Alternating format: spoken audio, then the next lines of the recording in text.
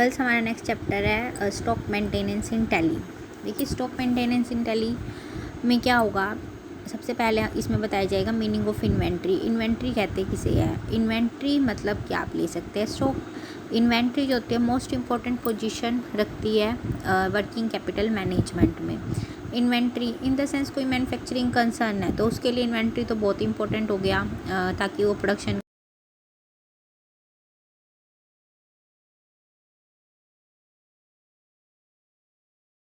इसका एक working capital management का, कि आपके पास दो एसेट्स होती है, फिक्स्ड एसेट्स और वर्किंग कैपिटल। तो स्टॉक क्या है, तो स्टॉक नेचुरल सी चीज़ है वर्किंग कैपिटल, और वर्किंग कैपिटल में भी इम्पोर्टेंट रोल प्ले करता है। It constitute the largest component of current assets in most business concern. कहने का मतलब क्या है कि आप ले सकते हैं कि वर्किंग कैपिटल में आपका कैश आ जाता है, डेटर्स आ जाते हैं, इन्वेंट्री आ जाता है। तो सबसे ज़्यादा जो इन्वेस्टमेंट होगी, पैसा इन्वेस्ट होगा करंट एसेट्स के रूप में, वो स्टॉक में होता है। तो इम्पॉर्टेंट रोल प्ले करता है ये। Working capital is largely govern by the turnover of inventory. Inventory की टर्नओवर कैसी है, टर्नओवर इन द सेंस की सेल कैसी हो रही है। Quite natural turnover inventory which help in maximize profit occupy the most significant place.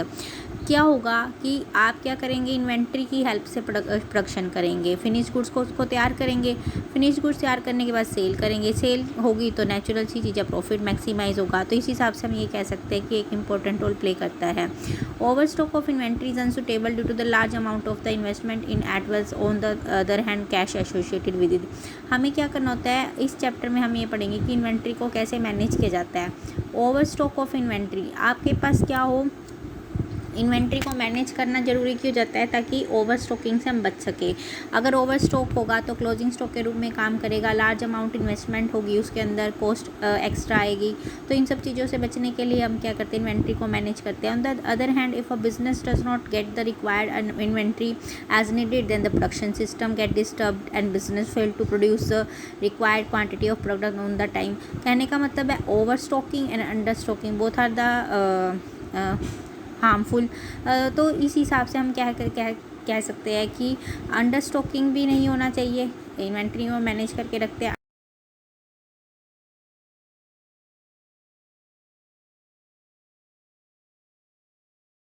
नहीं कर पाएंगे, जिससे कि क्या होगी, सेल कम हो जाएगी एंड प्रॉफिट नहीं होगा।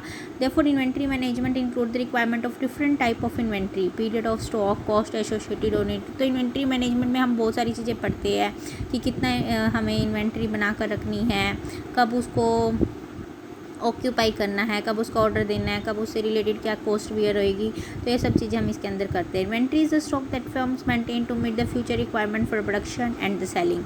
Basic reason for holding inventory to keep up the production activities. ठीक है, अनहैम्पर्ड आपका मेन एम क्या होता है कि आप प्रोडक्शन एक्टिविटी को स्मूथली चलाते रहे, इसीलिए आप इन्वेंट्री रखते हैं। And important part of the current assets which are use with in the 1 year. In dictionary meaning of inventory is a detail list of goods, furniture etcetera. Many understand word inventory as stock of goods. दो चीज़ें होती है आपके पास, होती है एक inventory और एक होती है टर्म गुड्स। एज हम इन्हें सिनोनियम लेते हैं, जबकि दोनों में बहुत डिफरेंस होता है। आप गुड्स जो होता है, गुड्स को आप लेते हैं finish goods, stock of finish goods को गुड्स बोला जाता है। जबकि जो इन्वेंट्री है उसमें क्या होता है, आपका रॉ मटेरियल भी आ जाता है, सेमी फिनिश गुड्स भी आ जाती है और फिनिश गुड्स भी आ जाती है। तो इन दोनों में ये डिफरेंशिएट किया होता है कि गुड्स का मीनिंग क्या होता है, इन्वेंट्री का मीनिंग क्या होता है।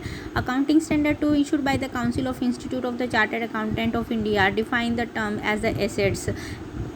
एसेट्स एज एन एसेट्स है आपके पास इन्वेंट्री, करंट एसेट्स है, help for the sale in the ordinary course of the business. आप सेल के लिए रखते हैं, in the process of production for such sale. ठीक है, उससे जो भी प्रोड्यूस होगा उसको सेल करेंगे, प्रॉफिट को मैक्सिमाइज करेंगे। And consumed in the production process rendering the services. तो इन्वेंट्री हेल्प करता है प्रॉफिट्स अर्न करने में for a manufacturing concern. Types of inventory, direct inventory and indirect inventory. Inventory को दो पार्ट्स में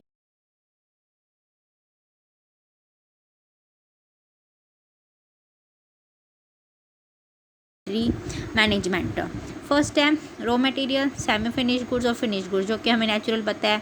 रॉ मटेरियल किसी भी टेक्सटाइल मिल्स के लिए, इन द सेंस टेक्सटाइल मिल है उसके लिए कॉटन रॉ मटेरियल होगा तभी वो प्रोड्यूस कर पाएगी। Sugar cane in the case of the sugar factory, oil seed in case of the oil mill. तो ये सब चीज़ें क्या काम करती है, रॉ मटेरियल। अगर आपकी मैन्युफैक्चरिंग कंसर्न है और आपके पास रॉ मटेरियल अवेलेबल नहीं है तो प्रोडक्शन करने में दिक्कत आ जाएगी। तो सब चीज़ें मैनेज करके चलना पड़ता है। सेमी फिनिश गुड्स क्या होगी कि अभी आपकी जो प्रोडक्शन है is in the process, not wholly produced, still remains to be done before the production can be sold. अभी कुछ माल जो है आपका प्रोड्यूस होना बाकी है। Finished goods are the stock of the goods which are ready for the sale. Stock of finished goods is required for the smooth marketing operations of the product and this product is ready for the sale. Finished goods को आप ये बोल सकते हैं। Spare parts is the duplicate parts of the machine. जैसे कि अब machine जो है वो भी एक तरह से डायरेक्टली रिलेट कर रही है प्रोड्यूस करने के लिए, मतलब कि प्रोडक्शन में डायरेक्टली हेल्प करती है। तो इसीलिए उसको भी स्पेयर पार्ट्स को भी आप डायरेक्ट इन्वेंट्री में डाल सकते हैं। Almost all the industrial concern maintain the spare parts of the various machines. ठीक है, जैसे कि हो गया ना उनका कोई पार्ट्स है, कोई ऑयल समथिंग, तो इन सब चीज़ों को बनाने में स्पेयर पार्ट्स भी क्या करता है, आपको मैनेज करके चलना पड़ता है because of the machinery. Indirect inventory क्या होगा, which are necessary for the manufacturing but do not become the component of the finished goods. का कोई कंपोनेंट नहीं बनेगा डायरेक्टली। ऐसा नहीं है कि ये चीज़ डायरेक्टली आपके गुड्स में है, पर इनडायरेक्टली गुड्स को प्रोड्यूस करने में वो हेल्प करती है। Normally include the petrol, maintenance material,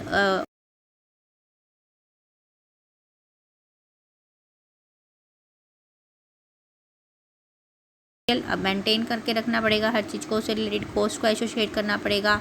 office से रिलेटेड कोई काम है, ऑफिस मटेरियल देखना पड़ेगा। तो ये सब चीज़ें इनडायरेक्ट इन्वेंट्री। ठीक है, कि इन्वेंट्री को प्रोड्यूस करने के बाद आप उसे सेल कर रहे हैं तो इनडायरेक्टली आपकी कैसी चीज़ें अफेक्ट की जाती है। Objective of inventory management are mention.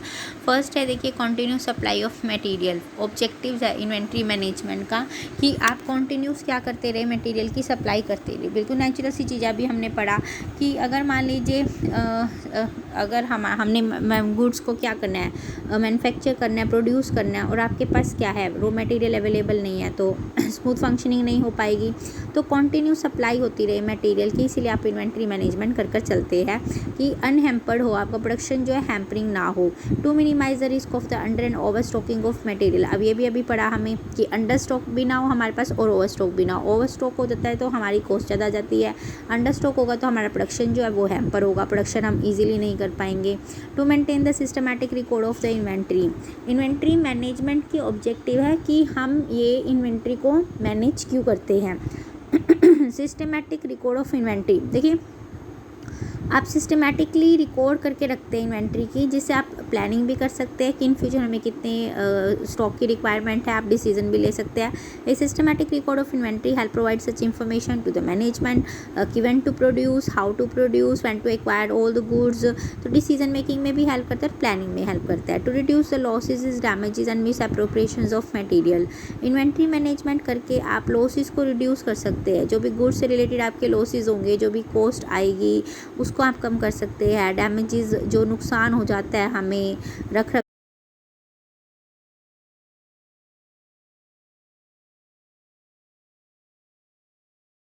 रख पा रहे हैं, अप्रोप्रिएट तरीके से आप उसको मैनेज नहीं कर पा रहे, मिस अप्रोप्रिएशंस हो जाता है कि आपका जो इन्वेंट्री है एज अ रॉ मटेरियल वो मिक्स हो चुका है। तो ये सब चीज़ों से बचने के लिए आप क्या करते हैं, इन्वेंट्री को मैनेज करते हैं। To minimize the cost associated with the inventory, natural सी चीज़ है, अगर आप ओवर स्टॉकिंग करेंगे तो उसको मेंटेन करना पड़ेगा। ठीक है, उसका इंश्योरेंस लेना होगा। तो ये सब चीज़ों से रिलेटेड क्या होती है, कॉस्ट आ जाती है ज़्यादा से ज़्यादा। तो इन सब चीज़ों से ये सब चीज़ें जो है, वेयर हाउसिंग, इंश्योरेंस, ट्रांसपोर्टेशंस, इन सब चीज़ों की कॉस्ट कम करने के लिए आप इन्वेंट्री को मैनेज करके चलते हैं। इन्वेंट्री में मैनेज में आप क्या करते हैं, ना तो आप अपने पास इन्वेंट्री ज़्यादा रखते हैं, नहीं आप इन्वेंट्री कम रखते हैं। To make stability in the prices में स्टेबिलिटी बनी रही। Effective inventory management system maintain the effect of regular price fluctuation. देखिए प्राइस फ्लक्चुएशंस होती रहती है, नेचुरल सी चीज़ है, तो हमें पता होना चाहिए कि ये वाला प्राइस, ये वाला जो स्टॉक है इस प्राइस पे आया था, ये स्टॉक इस प्राइस पे आया था। तो प्राइस फ्लक्चुएशंस जो होती रहती है आप उसको मेंटेन कर पाए। This help to gain the stability in the selling prices. If you know कि हाउ मच द प्राइस, कितना प्राइस आया किसी भी पर्टिकुलर प्रोडक्ट का, then you will manage all the things according to the all the inventory management methods to minimize the capital investment in inventory by eliminating the excessive stock। Natural सी चीज़ है, आप material रखेंगे अपने पास, investment करेंगे उसके अंदर, अगर वो ओवर इन्वेस्टमेंट हो जाती है, आपके पास इन्वेंट्री हो जाती है, ओवर स्टॉक हो जाता है, तो वो कैपिटल इन्वेस्टमेंट से आप बचने के लिए इन्वेंट्री मैनेजमेंट करते हो कि कैपिटल इन्वेस्टमेंट को हम क्या रख सके, कम से कम रख सके। आपको क्या करना होगा, पैसा वहाँ ब्लॉक करने की बजाय आप दूसरी जगह उसका इफेक्टिव यूटिलाइजेशन कर सकते हैं। Smooth sale to ensure the finish goods are available for delivering to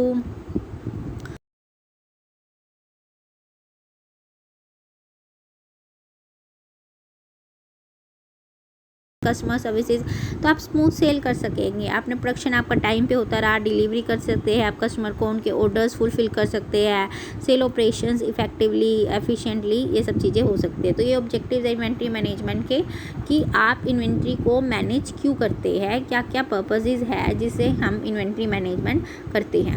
inventory capabilities of tally ERP 9, ये कहते हैं कि इन्वेंट्री कैपेबिलिटीज़ क्या, टैली ERP 9 में जो हम करेंगे इन्वेंट्री से रिलेटेड हम प्रैक्टिकल करेंगे, उसके अंदर क्या क्या टैली ERP 9 हमें ऑप्शंस प्रोवाइड करता है, क्या कैपेबिलिटीज़ हमें प्रोवाइड करता है, क्या फीचर्स इसके अंदर हम देख सकते हैं। फर्स्ट देखिए stock group and categories, you can say both are the same thing in the sense कि ग्रुप में क्या होगा, आप उसको पर्टिकुलर फीचर के अकॉर्डिंग किसी भी पर्टिकुलर प्रोडक्ट को कैटेगराइज कर देंगे, ठीक है, सिमिलर फीचर्स के अकॉर्डिंग। जैसे कि कैटेगरी बना दी, जैसे आपने टीवी बना दी, उसके अंदर काफ़ी सारे ब्रांड्स हो गए, ठीक है, तो ये कैटेगरी हो गया। स्टॉक ग्रुप का नाम उसको दे सकते हैं आप कि हम टीवी बना रहे हैं, हम रेफ्रिजरेटर बना रहे हैं, हम वॉशिंग मशीन बना रहे हैं, हम AC बना रहे हैं। फिर हम एक पर्टिकुलर प्रोडक्ट का ब्रांड नेम दे सकते हैं कि हम इस ब्रांड की बना रहे हैं, तो दैट मीन्स वो आपकी आइटम हो जाती है। तो ये टैली हमें ऑप्शन फीचर्स प्रोवाइड करते हैं जिससे हम काम कर सकते हैं। मल्टीपल गो डाउन, ठीक है, मल्टीपल गो डाउन क्या होगा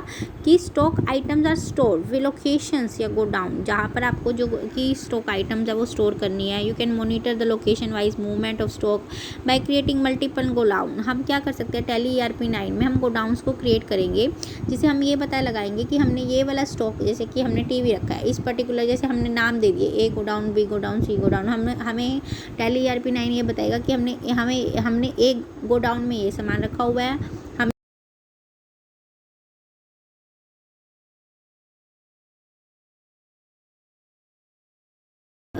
go down.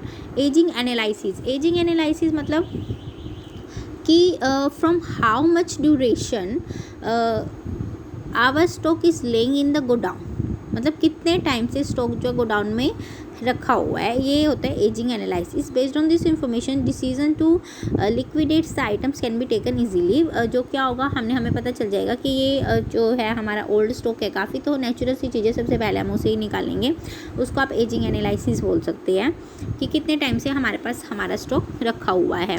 Reorder status report for each stock items give the complete detail of minimum order quantity. Reorder status का मतलब क्या होता है कि इससे आपको पता चल जाता है कि आपको कब दोबारा से ऑर्डर देना है, minimum order quantity, its balance, reorder level, shortfall and how much should be order, helping to maintain optimum level of stock. एक तरह की कंप्लीट डिटेल हमें पता चल जाती है कि मिनिमम ऑर्डर क्वांटिटी हमें कितना कम से कम देना है, कितना हमारे पास हमने कम से कम रखना है, उसका बैलेंस क्या है, रीऑर्डर लेवल कब दोबारा से देना है, कितना कम रह गया है, how much should be order. तो ये सब चीज़ें आपको पता चल जाती है रीऑर्डर स्टेटस से। ये ऑप्शन हमें टैली प्रोवाइड करते हैं। Real time integration with the costing, integrate with all the other functionalities in real time, passing a purchase or delivery challan will update the stock immediately। इसमें क्या होगा, हम जो है जैसे कोई भी इंफॉर्मेशन, जैसे कोई भी स्टॉक आता है तो हम उसका चालान निकालेंगे, एक परचेज़ या डिलीवरी चालान कि हमने इतना गुड्स मंगवाया है, इंटीग्रेट कर देते हैं आप उसको कॉस्ट के साथ, और इसकी कॉस्ट इतनी आई है। तो ये इन्वेंट्री सिस्टम में टैली हेल्प करता है आपका। इन्वेंट्री वैल्यूएशन, आप इन्वेंट्री को वैल्यूएट करते हैं। LIFO method, FIFO method, average stock method, standard cost method, तो ये काफ़ी सारे मेथड्स होते हैं। इसके अकॉर्डिंग आप जो है इन्वेंट्री को वैल्यूएट करते हैं।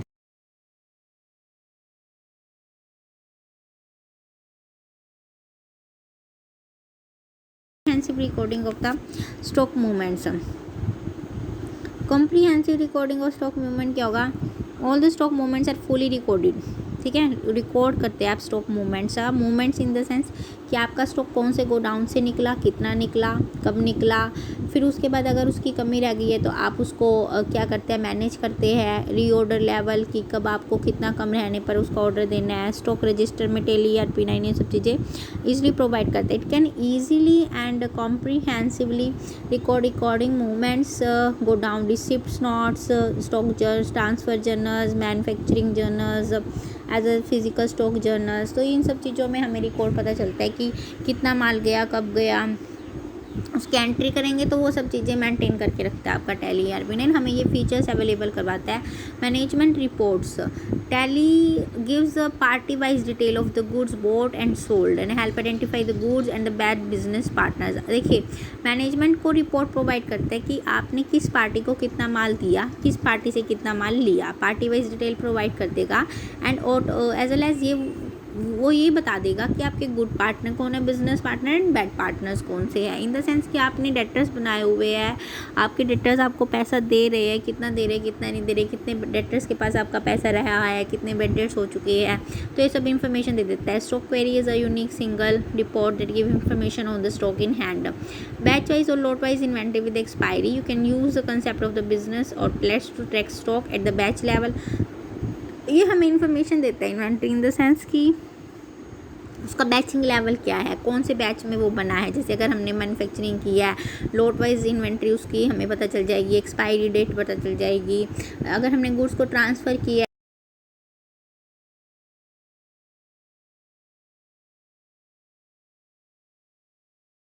यूनिट्स ऑफ मेज़र, क्या होता है, आप कोई पर्टिकुलर प्रोडक्ट बना रहे हैं, नेचुरल सी चीज़ है, कोई भी प्रोडक्ट एक ही यूनिट्स में तो मेज़र होता नहीं है। हर प्रोडक्ट के लिए आप डिफरेंट यूनिट्स लेते हैं, ठीक है। तो कैन डिटेल इंफॉर्मेशन प्रोवाइड करते हैं, जैसे कि डज़न में, ठीक है, प्रोवाइड कर दिया उसने, ग्रोस, कार्टन्स में प्रोवाइड कर दिया, पीसीज में प्रोवाइड कर दिया। तो आप यूनिट ऑफ मेज़र, आप जो भी प्रोडक्ट बना रहे हो उसी के अकॉर्डिंग अपनी यूनिट्स ऑफ मेज़र रख सकते हैं। Additional cost incurred on the purchase, आपने कोई परचेज़ की, उसके ऊपर कोई एडिशनल कॉस्ट इनकर हुई, वो इन्फॉर्मेशन हमें टैली प्रोवाइड कर देगा।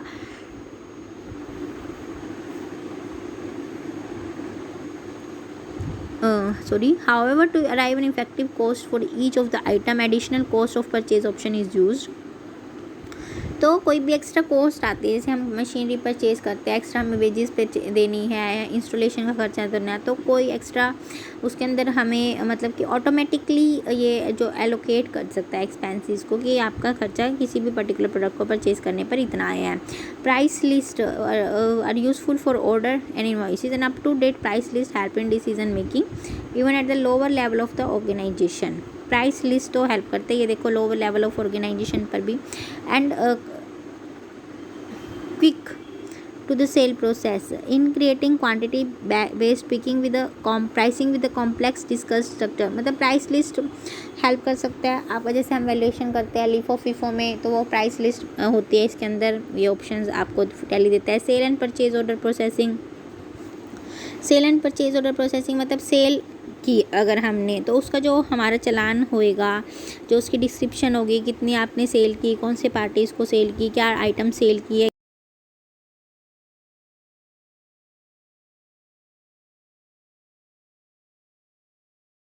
आपने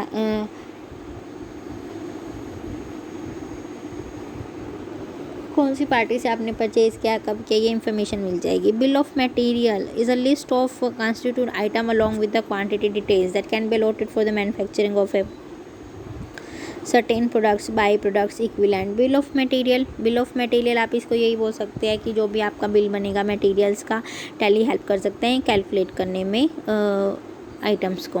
point of sale means a retail shop, a counter, at which the sale transaction take place, उसको आप पॉइंट ऑफ सेल बोलते हैं कि जहाँ पर सेल होती है। The various point of sale equipment use in retail outs include cash register. अब वो क्या होगा, पॉइंट ऑफ सेल में आप कैश रजिस्टर रखेंगे, card readers and scanners, barcode scanner होते हैं जिससे पॉइंट ऑफ सेल मतलब कि आप स्कैन करके पता लगा सकते हैं ना कि इसकी अमाउंट इतनी है, ये क्वालिटी है। तो कंप्यूटराइज कैश रजिस्टर होते हैं which at the sale total computes the GST, calculate the changes from money tender. तो ये सब जो चीज़ें हैं, ये सब जो इन्फॉर्मेशन हमें ऑटोमेटिकली टैली से मिल जाती है। ये थी गर्ल्स आपकी